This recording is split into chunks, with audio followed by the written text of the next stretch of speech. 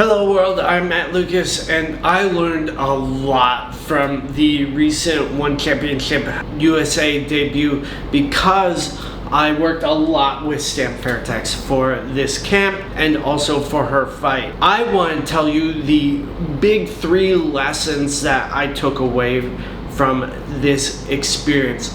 But first, I want to tell you how I got there because I was not supposed to be there.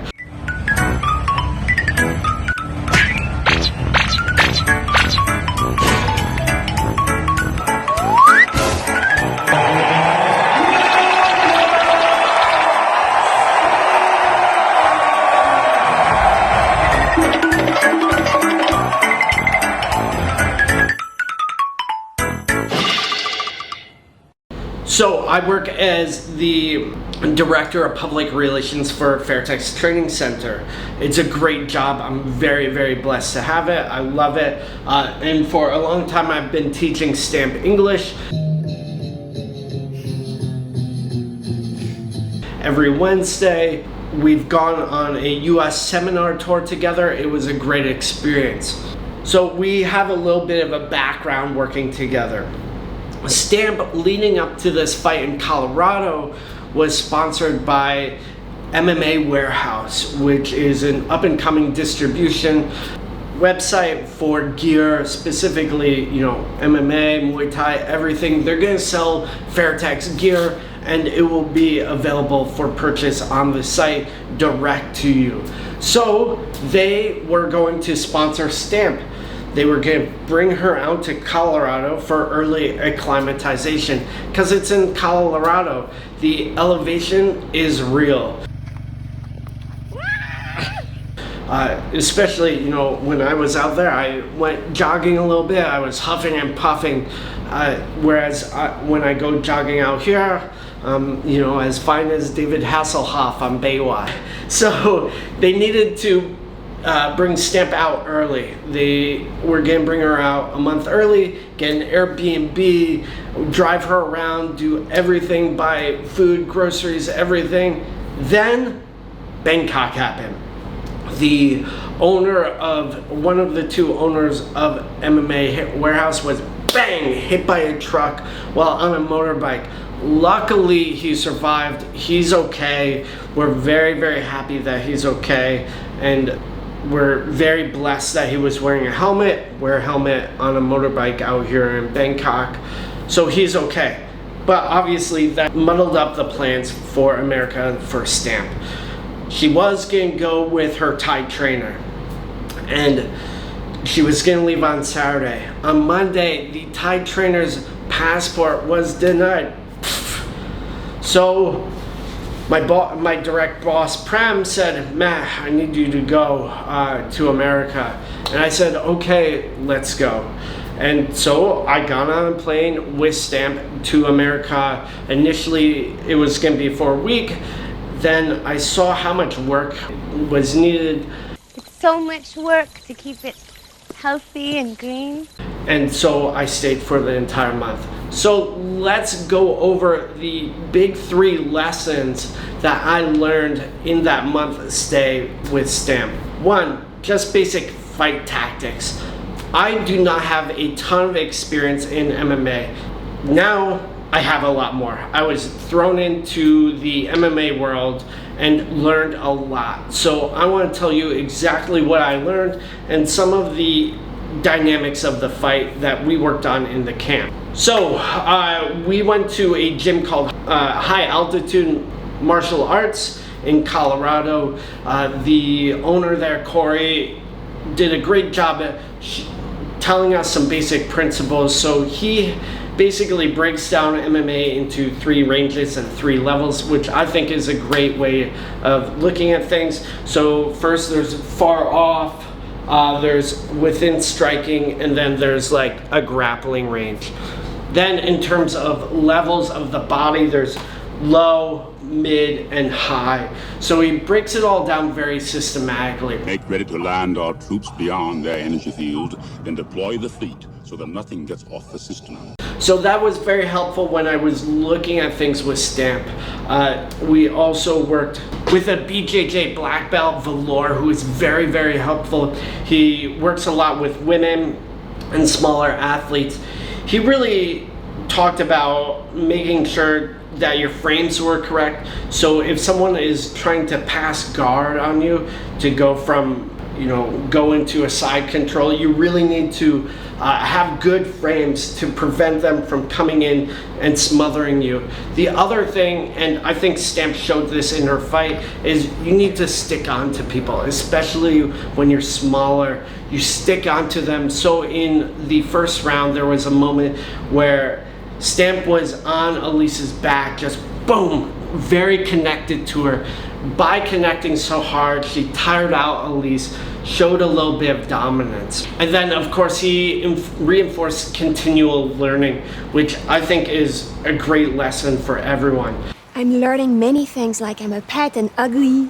I did a little bit of work with Sean Madden from Easton Training Center, who works with a lot of UFC fighters and MMA fighters on their striking. He does a lot of reactive pad work with his athletes, so he won't be like, okay, 1, 2. He will be like 1, 2, 1, 2, 1.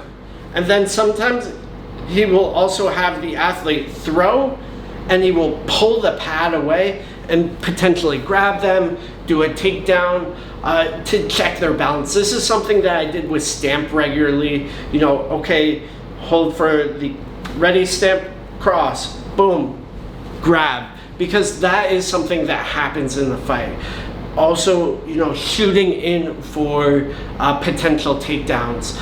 And she actually did very, very well with that. So well that she practiced it with Mitch Chilson in the warm-up room. Bang! Mitch goes for a takedown.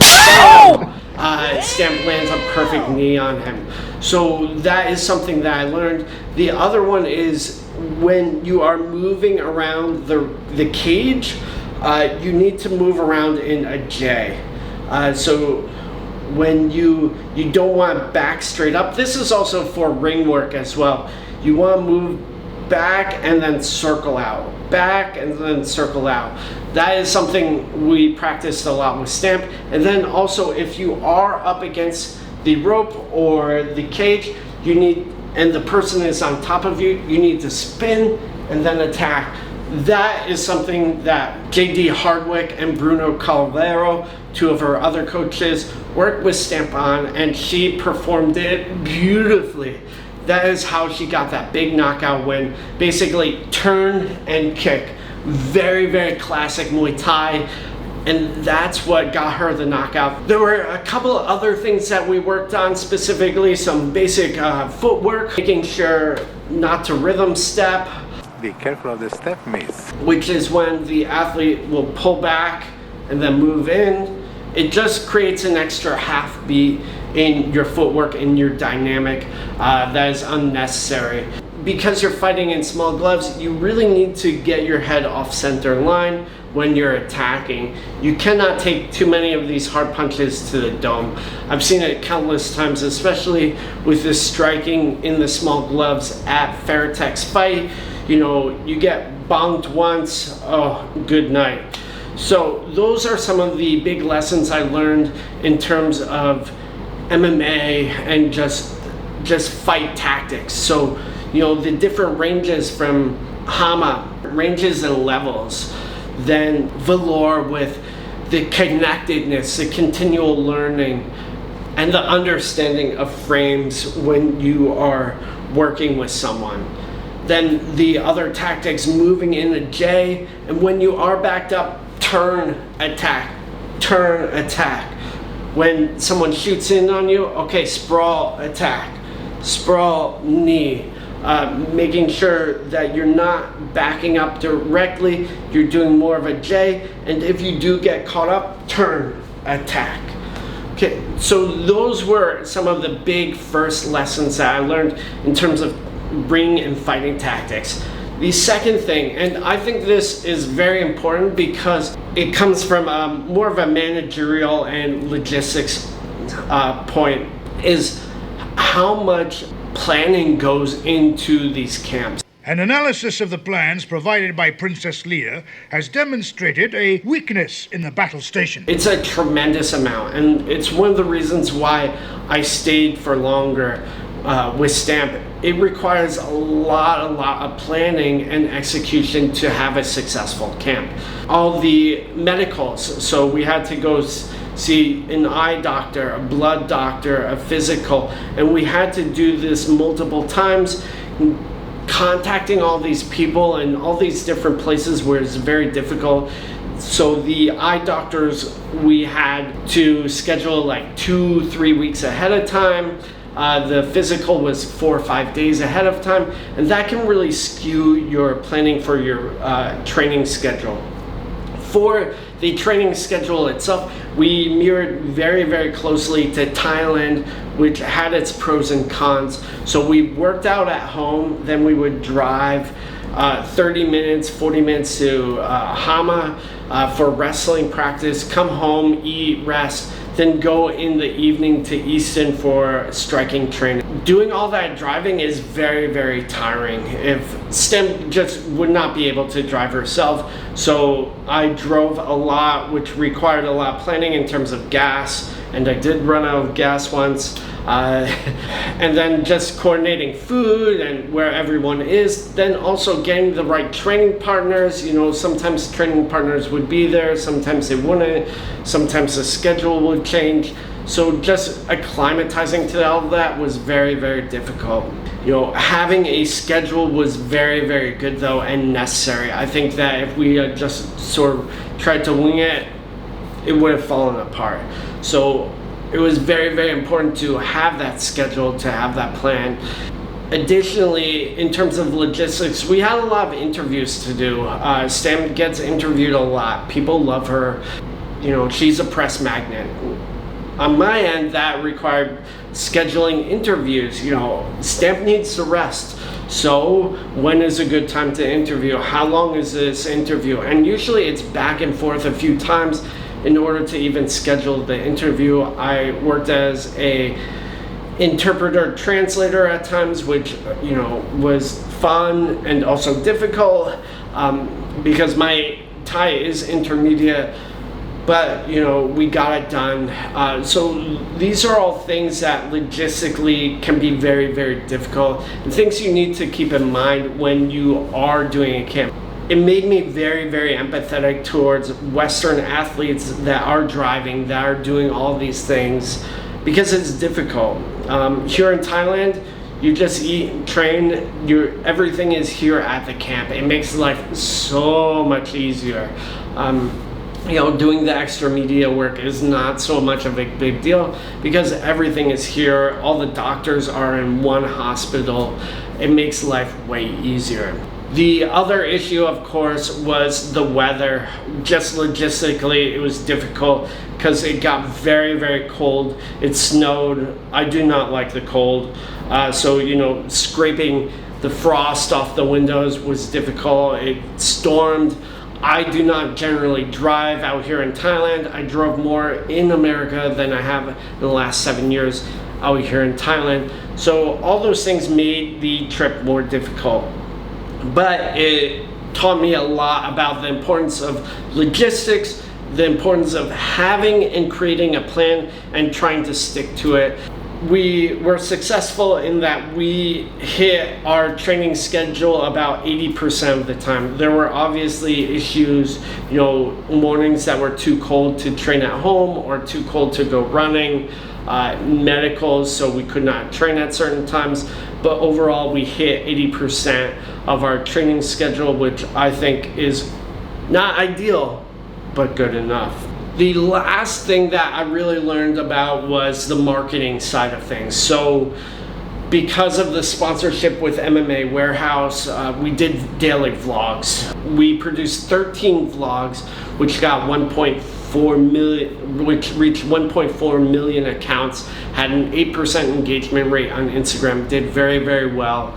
And what I did was I filmed, you know, I was with Stamp all the time, so I just filmed what was going on, and then at the end of the day, I edited it into a fun clip As we progressed, I put in a pre-roll ad, so early ad basically, about the 8-second mark. What I noticed was the most viewers were watching for about 8 seconds, so bang, at the 8-second mark was the ad. There was also an ad at the end thanking them as a sponsor. Doing it, I learned a lot about video editing, what people were looking for, what people liked. And also I was able to do a marketing class at Easton Training Center, which was a good opportunity for me to go over some of the marketing tips that I've learned both from Stamp and just in general practice. Marketing is very, very important. It's something that One Championship and Stamp does very well.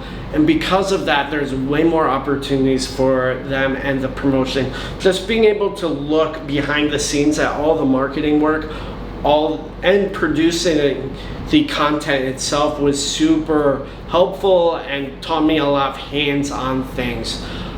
So those are some of the things that I learned from this trip, going over it again. Just a lot of MMA tactics. I just brushed the surface. There's more things that I learned. 2 is the importance of logistics, the importance of planning, because things do go wrong and you need a plan. 3rd is a lot of the marketing information. Doing all the vlogs, doing all the videos taught me a lot about editing, a lot about engagement, a lot about how to deal with sponsorship packages. This camp would not have been possible without a tremendous amount of help from a lot of people, including JD, including Bruno, Coke and Nuxium, Prem, Mr. Wong, Jason Buttonworth, all the people at Hama, Easton Training Center, the people at One Championship. I learned a tremendous amount over the last month, so really, really appreciate everyone being so patient and helping out, because Stamp basically got the best possible outcome. She fought a very, very worthy opponent, but was able to knock her out in the 2nd round, come out of the fight unhurt, and make $50,000. Big things are coming from Stamp, and hopefully you were able to learn something from my experience and we can grow the sport together. Thank you so much.